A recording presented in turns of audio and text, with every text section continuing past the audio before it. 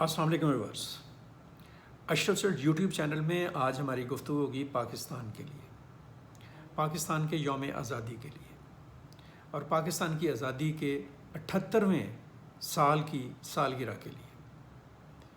पाकिस्तान 14 अगस्त 1947 को मारज़ वजूद में आया।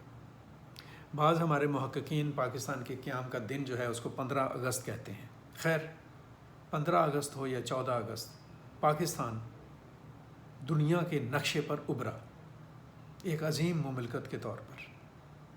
और फिर उसके बाद 1947 से 2025 तक पाकिस्तान ने और पाकिस्तान की कौम ने और पाकिस्तान के लोगों ने बहुत कुछ देखा।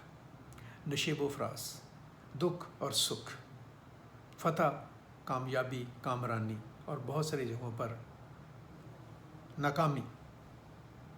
पाकिस्तान के लोगों ने अरूज देखा, ज़वाल भी देखा, टूट फूट भी देखी, इत्तेहाद भी देखा, कौमी यकजहती से भी लुत्फ़अंदोज़ हुए और बाहमी इंतशार में भी गए। ये एक सफ़र है, ये एक रेवोल्यूशन है।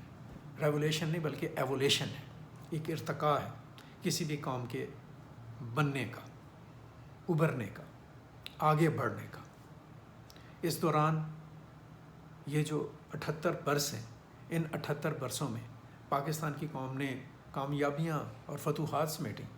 खेल के मैदानों में, साइंस में, टेक्नोलॉजी में, सकाफ़त में, फ़न में, अदब में नाम पैदा किया और बहुत सारी जगहों पे पशमानियाँ भी इनके हिस्से में आई। पाकिस्तान ने एटम बम जैसा तजर्बा किया, दुनिया की 7वीं एटमी ताकत बना और इस्लामी दुनिया की वाहिद न्यूक्लियर पावर बना। एक पुरअमन, एक मजबूत मुस्तहकम न्यूक्लियर पावर जिसके बिल्कुल कोई ऐसे अज़ाइम नहीं जिनको हम कहें कि ये शरपसंदाना अज़ाइम है। पुरअमन अज़ाइम के साथ, हक़ दिफा के साथ एक एटमी ताकत बना। ये एक बहुत अजीम कामयाबी थी जो पाकिस्तान को 1998 में मिली। लेकिन पाकिस्तान ने अपनी इस तारीख़ में सकूत ढाका जैसा सानहा भी देखा और पाकिस्तानी इस सानहे पर खून के आंसुओं के साथ रोए। पाकिस्तान ने इस दौरान बाहमी खिंचाव भी देखा, टूट फूट भी देखी और बाहमी इत्तेहाद और इत्तफाक भी देखा। कहने का मतलब ये है कि इस ड्यूरेशन में कामयाबियों और नाकामियों, खुशियों और गमों का एक धारा है जो बहता हुआ हमें दिखाई देता है पिछले 78 बरस में।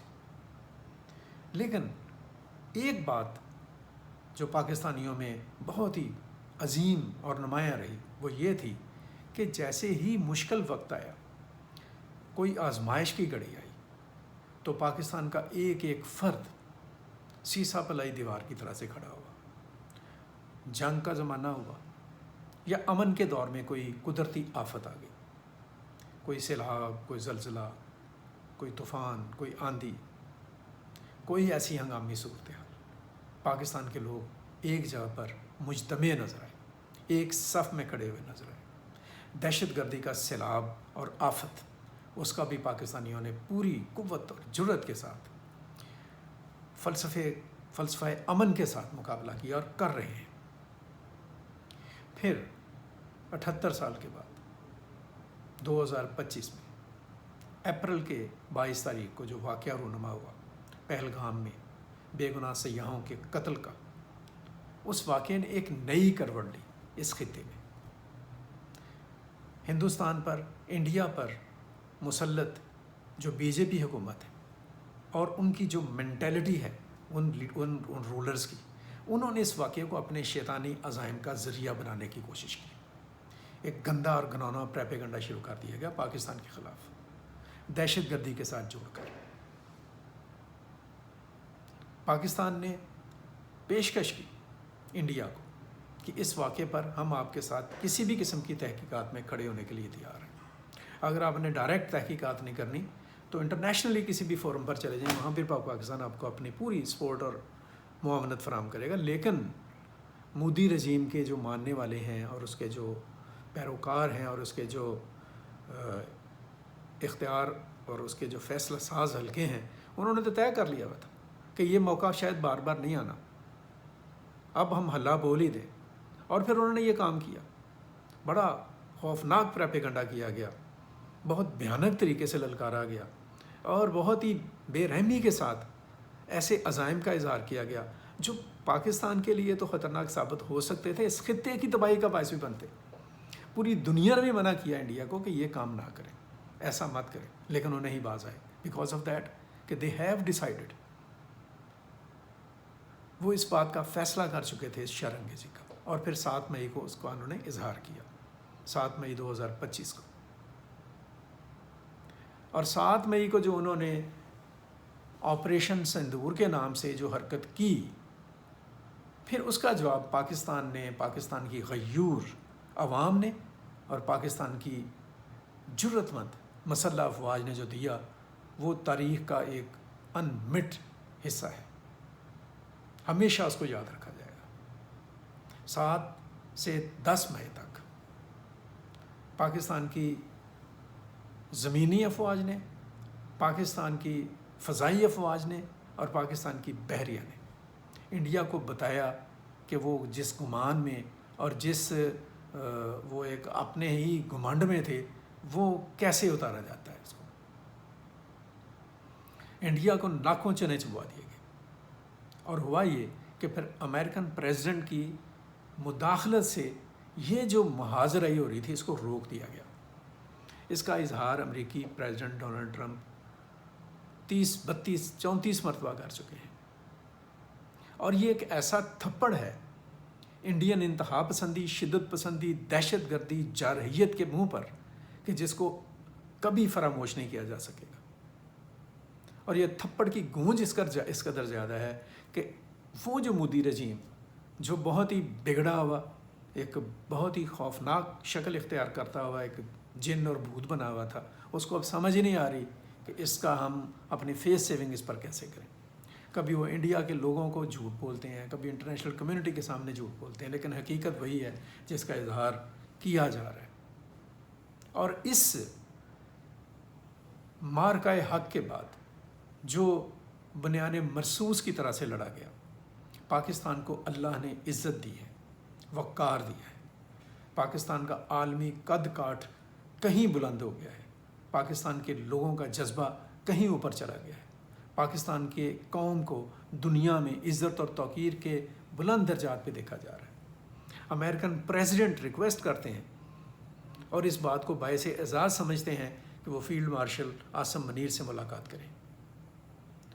دوسری مرتبہ عاصم منیر امریکہ کا دورہ کرتے ہیں اور ایک ملٹری اور ایک عسکری سفارتکاری کا بہترین مظاہرہ کرتے ہوئے پاکستان کی عزت، منزلت، وقار کا اضافہ کرتے ہیں۔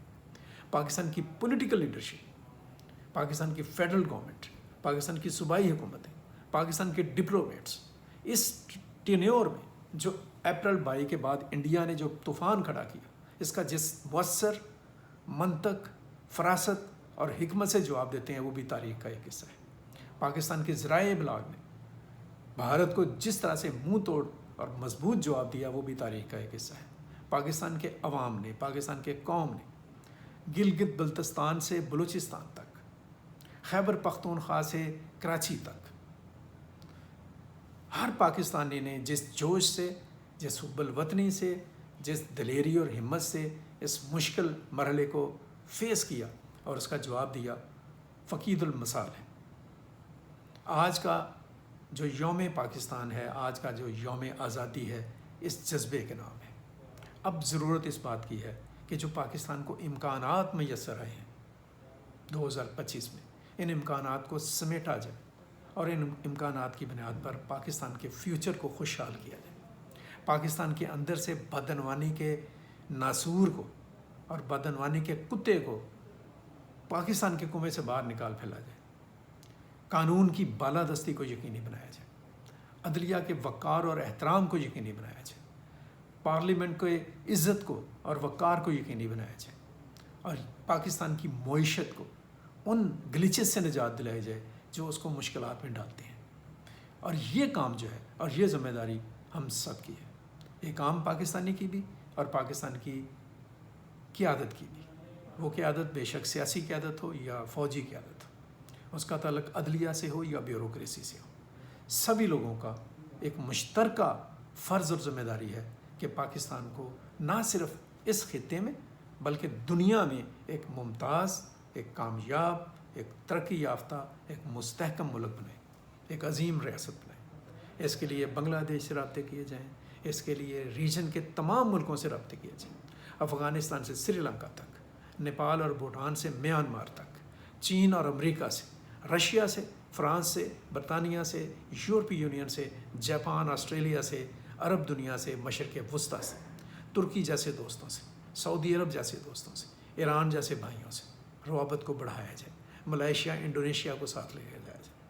پاکستان کو دنیا کی ایک عظیم مملکت، ایک عظیم پرامن مملکت بنانے کا وقت آن پہنچا ہے۔ اس سے پیچھے ہٹنا نقصان دہ ہوگا۔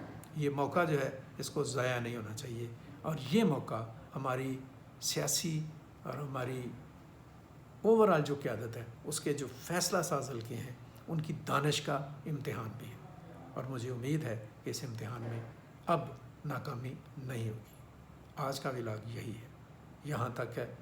ابھی تک کے لیے مجھے اجازت دیجیے گا، مزید ہم جیو پولیٹکس پر بات کریں گے کل سے انشاءاللہ، وہ گفتگو ہماری ہوتی رہے گی۔ اپنا بہت سارا خیال رکھیں، مجھے اجازت دیں، اللہ حافظ۔ پاکستان پائندہ باد۔